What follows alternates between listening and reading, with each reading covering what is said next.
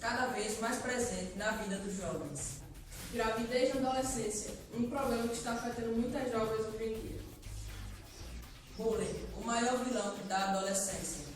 Obesidade, índice de pessoas obesas no Brasil preocupa. Isso e entre outros assuntos, Agora, no Noite Jovem.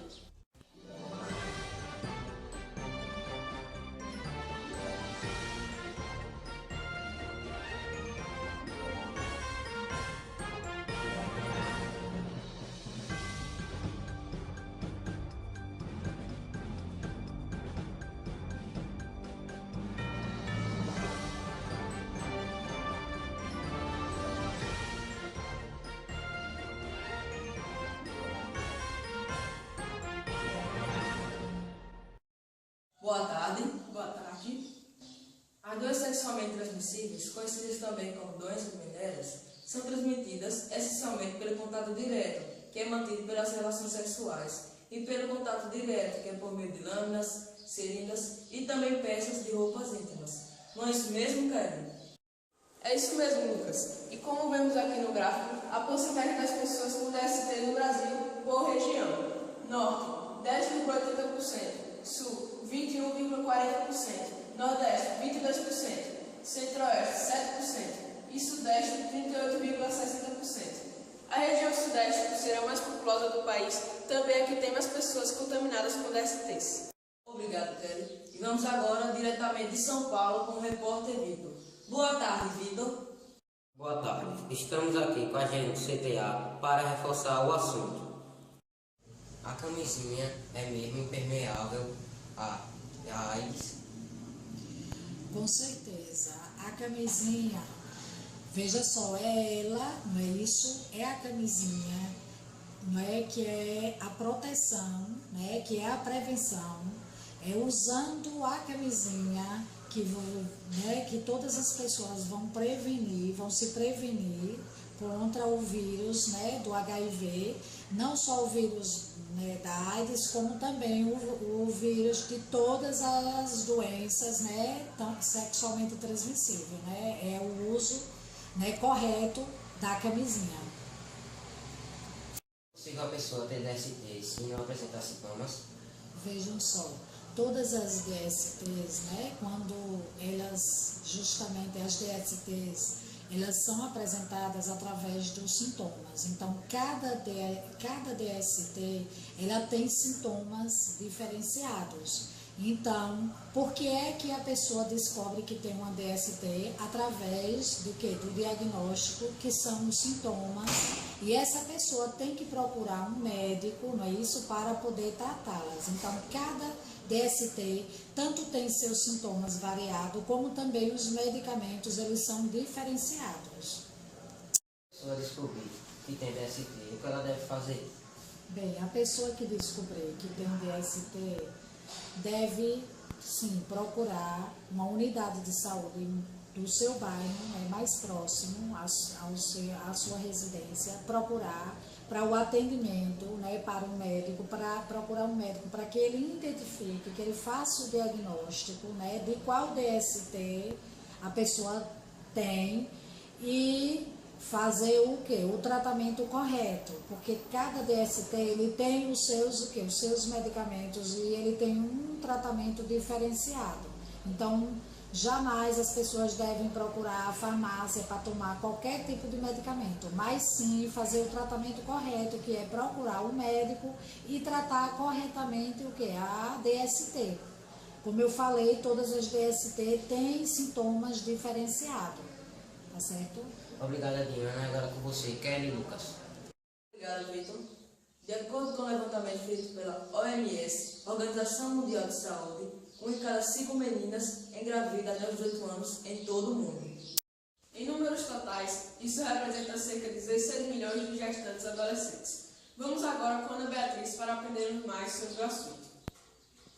Complementando o que Kelly e Lucas falaram, agora vamos ver as porcentagens de jovens engravidados na adolescência. Norte, 3%, Sul, 14%, Nordeste, 19%, Sudeste, 58%, Centro-Oeste, 6%. E como nós podemos ver aqui, o Sudeste também é campeão das jovens engravidadas na adolescência. vamos agora diretamente do Rio de Janeiro com o repórter Fábio. Boa tarde, Fábio. Boa tarde. A gravidez na adolescência está afetando muitas jovens hoje em dia, principalmente as jovens dos 14 aos 17 anos, levando assim as jovens a perderem a sua infância para cuidarem de seus bebês. E agora vamos falar com Poliana, uma jovem que infelizmente engravidou na adolescência, para conhecermos mais sobre o assunto. E agora estamos na residência da Poliana para uma breve entrevista com ela. Boa tarde, Poliana. Boa tarde. Qual foi sua reação ao saber que você estava grávida? A minha reação foi normal. Pulei de alegria muito, que eu estava grávida. Procurei falar com minha mãe, ela resolutamente aceitou. E como começou? O que levou você a ter esse filho? Eu conheci uma colega, e através dessa colega, ela me apresentou ele, fui se envolvendo com ele, chegou a esse ponto. Em algum momento da sua vida você pensou em abortar? Não, porque minha mãe não abortou eu não ia abortar meu filho. Qual conselho que você deixaria para os jovens de hoje em dia? Que continue estudando, seguindo o conselho de seus pais, que é a única coisa que leva a vida em frente. Obrigado, Poliana, e voltamos agora com Kelly e Lucas. Obrigado, Fábio. O índice de obesidade está estável no país, mas o número de brasileiros acima do peso é cada vez maior. Entre os homens e as mulheres brasileiros, são eles que registram os maiores percentuais. Vamos agora com Bruna para aprendermos mais sobre o assunto. Como veremos aqui, Kelly e Lucas, o índice de obesidade está mesmo um fator muito grave no Brasil. Veremos agora no gráfico. Causas que levam à obesidade: 50% má alimentação, 35% sedentarismo, 10% hormônios, 5% causa genética. E a maioria é a má alimentação, com 50%. Obrigado, Bruna. E vamos agora com o repórter Jefferson, direto de Lisboa. Jefferson, boa tarde. Boa tarde. Estamos aqui com o professor Edclay para uma breve entrevista com ele. Boa tarde, professor. Boa tarde. Por que a obesidade está um fator muito grave hoje em dia? A obesidade, ela é grave não só hoje em dia, mas já anteriormente esse problema já vinha acontecendo por causa da evolução industrial. A questão da tecnologia está sendo avançada e o sedentarismo das pessoas, a preguiça, né? A iniquidade das pessoas, que a gente pensa que eu tenho preguiça, mas isso aqui é normal e vou deixar passar, hoje eu não faço atividade, amanhã também não, e aí o sedentarismo tá na pessoa, já está ali impregnada nela, e ela não consegue entender que a atividade física é importante para a saúde dela. Não só para não ter obesidade, porque tem pessoas que estão acima do peso e não tem problema de hiperglicose, ou seja, diabetes, muita açúcar no sangue, não tem pressão arterial, mas uma pessoa que é obesa, provavelmente o risco dela ter esses problemas é maior. Então eu coloco esse problema da obesidade hoje em dia e de anteriormente, dos anos 80 para cá, que está tendo mais esse problema de obesidade, eu insiro mais na questão do avanço tecnológico, onde dá muita mordomia às pessoas. Dando muita mordomia às pessoas, as pessoas evitam fazer atividade física, devido ao avanço tecnológico e devido também à falta de conscientização, à falta de entendimento sobre a importância de atividade física e principalmente sobre uma boa alimentação. Porque a alimentação, vou dizer a você, não é que ela seja mais importante do que a atividade física, mas ela é muito importante para evitar problemas relacionados à alimentação, que vai ser um deles, é a obesidade, que vai acarretar em outros problemas, e a questão da atividade física. Então, você conjugando atividade física e alimentação, atividade física regular e uma boa alimentação, alimentação saudável, vai evitar a obesidade e, consequentemente, outros problemas. Como deve ser orientada a atividade física para pessoas acima do peso? Todo tipo de atividade prescrita, a gente deve tomar cuidado. Não só para pessoas que estão acima do peso, mas tem públicos específicos que a gente deve tomar cuidado para prescrever determinadas atividades. Então, uma pessoa que está acima do peso, não é indicado atividades de impacto, muito impacto, porque pode prejudicar as articulação. Outra coisa, a pessoa que é obesa, ela pode ter hipertensão. Então a gente tem que procurar saber se ela é hipertensa para depois prescrever atividades.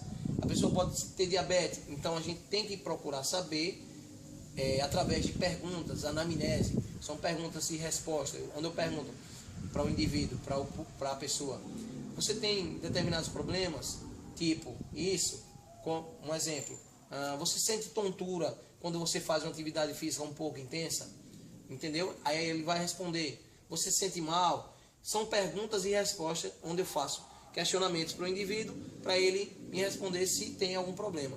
E faço também perguntas se ele tem diabetes, se ele tem hipertensão, e dentre outros problemas que pode vir da obesidade, além de estar acima do peso. Então, a pessoa só acima do peso, a gente tem que tomar cuidado com a questão de impactos.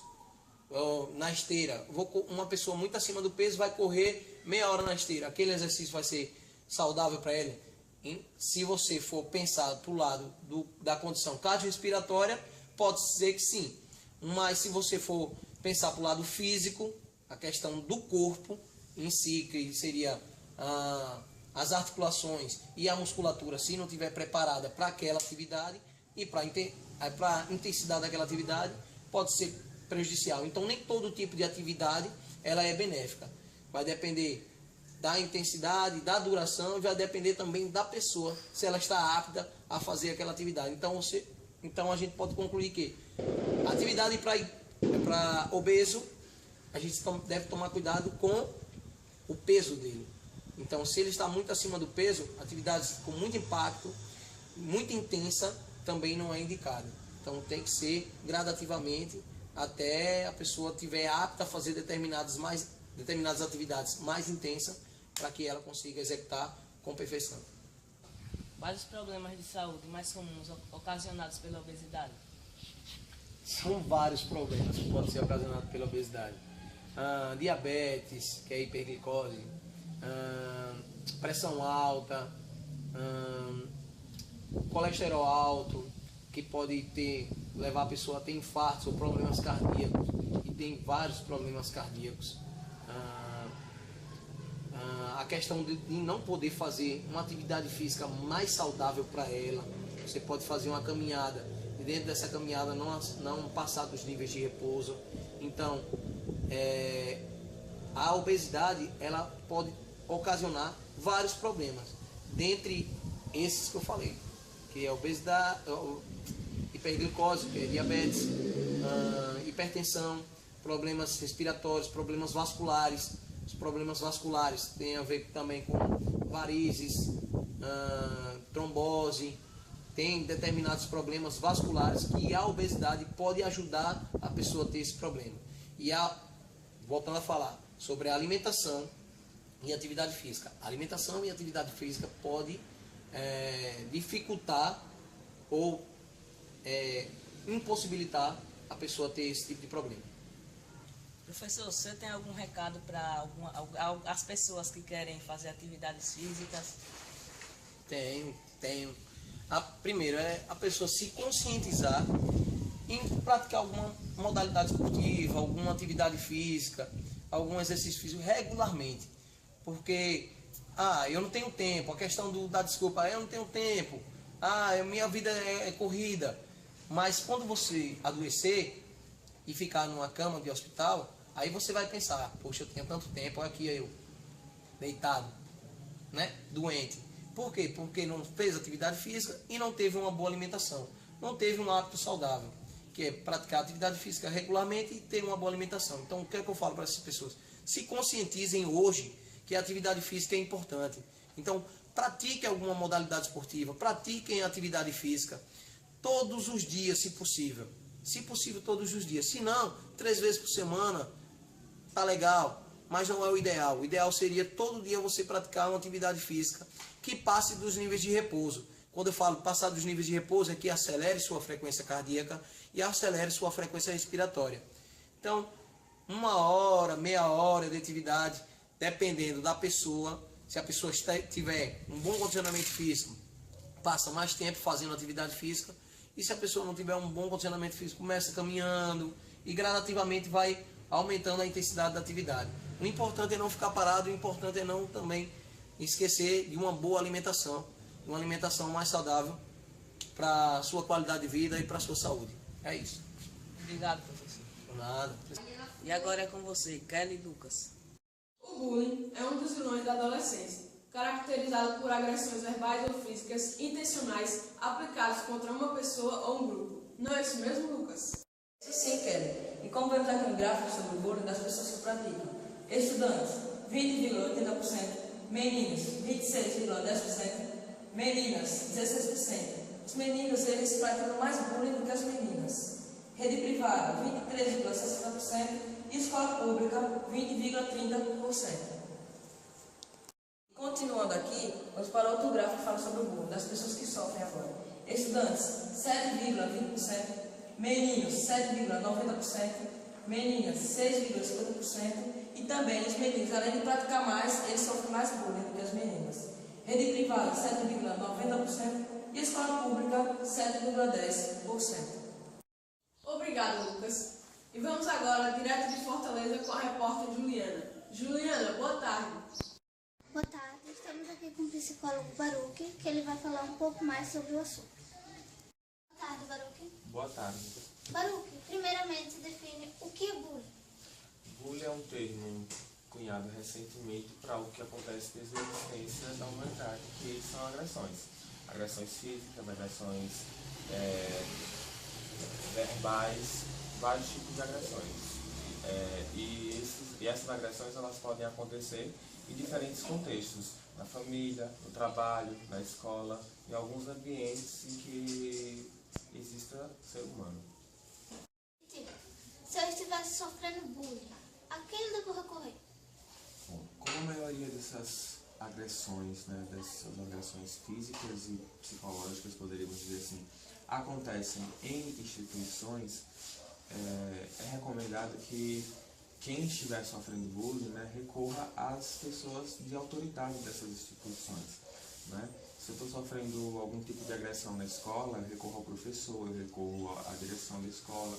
Se eu estou sofrendo algum tipo de agressão no trabalho, eu recorro ao meu superior no trabalho, ao chefe geral.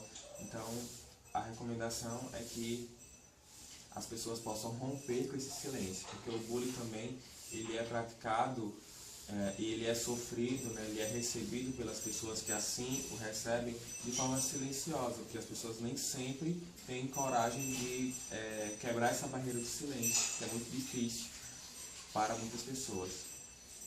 E geralmente uma pessoa que está sofrendo bullying, ela é caracterizada por um motivo, né?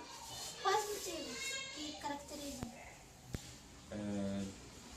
Seria basicamente a questão desse afastamento, São pessoas que ficam mais afastadas desse isolamento e que geralmente recebem algum tipo de brincadeira que as pessoas caracterizam, que praticam bullying, caracterizam como brincadeira, como chacota, e que essa pessoa ela não está tão confortável para receber esse tipo de brincadeira. Então, para aquela pessoa que está recebendo, não é uma brincadeira, é algo constrangedor, seja através da agressão verbal ou algo também constrangedor através da violência física. Obrigado, Baruque. Por nada. Agora é com vocês, Kelly e Lucas. Obrigado, Juliana. A situação da França no século XVIII era de extrema justiça social, na época do Antigo Regime. O Antigo Regime era formado por 3 estados. O primeiro pelo clero, que tinha alto e baixo clero. O segundo pela nobreza. E o terceiro pelos servos, camponeses, pela burguesia, trabalhadores rurais e também urbanos. E Kelly, botando um ponto aqui, o primeiro e segundo estado era uma classe privilegiada por não pagar impostos. Vamos agora com o repórter Jefferson, direto da 25 de março. Jefferson, boa tarde. Boa tarde. Estamos aqui na 25 de março para abordarmos as pessoas, para ver o que elas sabem ou pelo menos acham que foi a Revolução Francesa. Vamos lá! Estamos aqui com o advogado Vinícius para entrevistá-lo. Boa tarde, Vinícius. Boa tarde. O que você acha que foi a Revolução Francesa? Bem, a Revolução Francesa é o marco, né, do liberalismo do mundo atual, né, que foi a queda do absolutismo, né, e teve como seu precursor o famoso conhecido Napoleão Bonaparte, né, que fez com que o mundo hoje estivesse nessa conjuntura do capitalismo em face das suas grandes conquistas, né. Então foi isso. Hoje a Revolução Francesa, juntamente com a Revolução Industrial, foi assim o estopim, né, do liberalismo econômico, do sistema político e econômico atual. Obrigado, Vinícius. Por nada, eu que agradeço pela oportunidade de poder ajudar a vocês, estudantes, e desejo sucesso a todo mundo. Segundo a pesquisa feita hoje, mais de 90% das pessoas não sabem o que é a Revolução Francesa.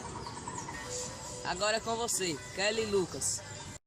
Em algum momento da sua vida, você com certeza se deparou com juros de porcentagem, seja na rua, seja na promoção de uma loja ou no banco, fazendo um empréstimo ou pagando uma conta. Mas você sabe como calcular juros de porcentagem?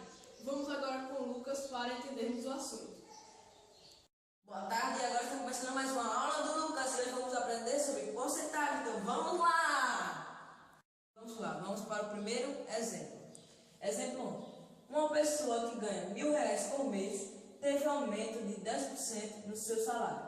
Qual é o valor do seu salário agora? Então vamos lá, prestamos atenção no salário.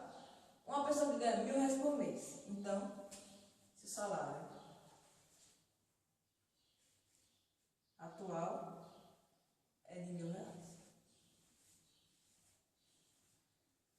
Teve um aumento de 10% no seu salário. Aumento 10%. E agora ele quer saber qual é o valor do seu salário agora.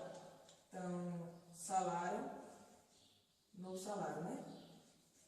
Novo salário, que é X%. Não, X. Vamos aprender então.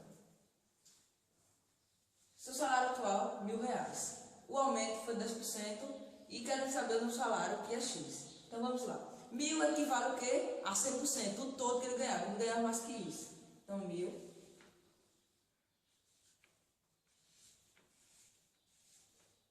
igual a 100%. Pronto. X é o novo salário, né? Então vamos voltar aqui. X, o novo salário, igual a 10%. 10% queremos saber qual é o valor do X agora. Então vamos lá. Vamos aplicar a regra 3 simples. Esse vezes esse e esse vezes esse. 100 vezes X, 100 X. 1.000 vezes 10, 10.000. Uma forma de você também calcular, você pode contar as bolinhas. 1, 2, 3, 4. 1, 2, 3, 4. Então, agora obtemos uma equação. Se você quer aprender a equação, você pode ir lá no meu canal, auladolucas.com.br, você vai aprender. Então, vamos lá. Uma equação. X, 100x. 100 está multiplicando, vai passar para o outro lado dividindo, porque a operação da multiplicação é a divisão. Então, vamos lá. X é igual a 10.000 sobre 100. Então, vamos lá. Uma regrinha prática também. Cortei. 100. Sobrou 100. Então, X é igual a R$100. Então, seu novo salário agora, igual, era X. 1.000 mais 100, 1.100. X equivale a R$100. E vamos agora para o segundo exemplo. Se você não aprendeu do primeiro, aprenda agora. Segundo exemplo. Uma pessoa que ganha 500 por mês teve um aumento de R$100 no seu salário. Quantos por cento aumentou seu salário? Agora é diferente. Ele quer saber a porcentagem do aumento. Ele sabe o aumento foi 100, mas ele quer saber esse aumento. Então vamos lá, mais uma vez fazer a tabelinha. Uma pessoa que ganha 500 por mês, então seu salário atual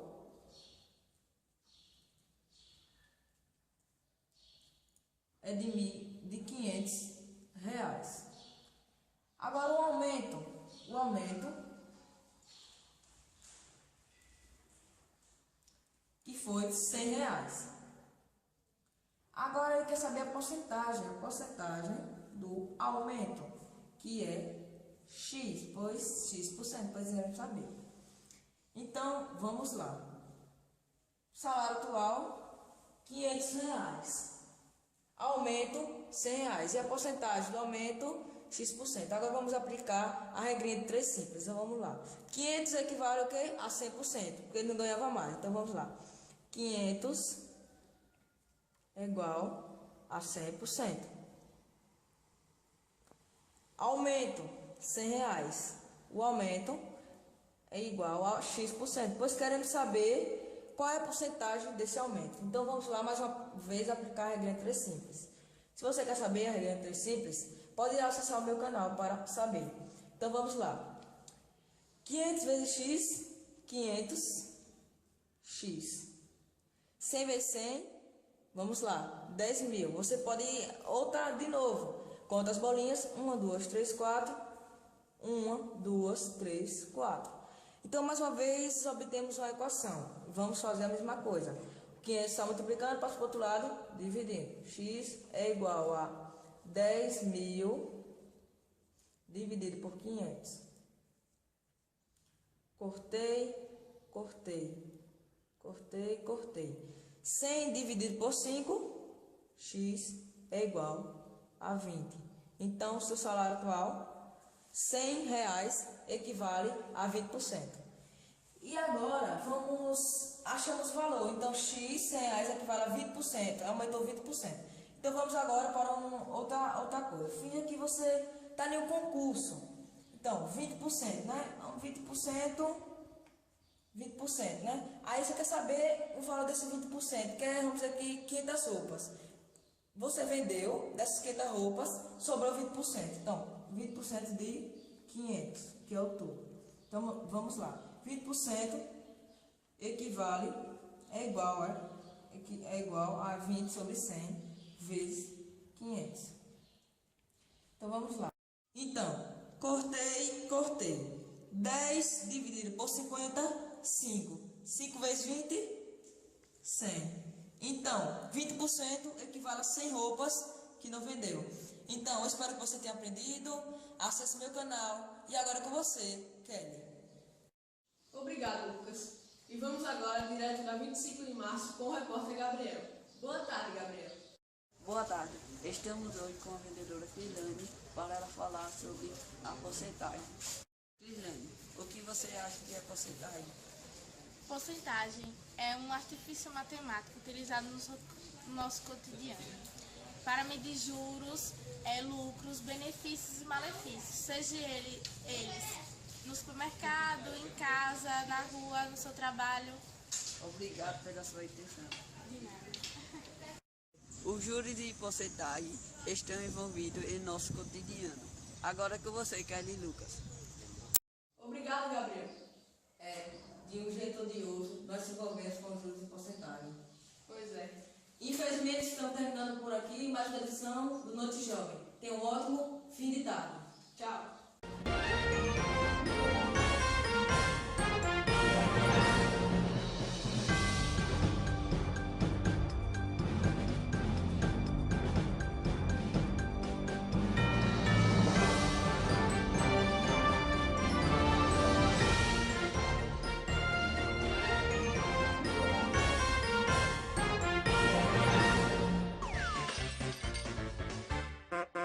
O índice de obesidade está estável no país, mas o número de brasileiros acima do peso,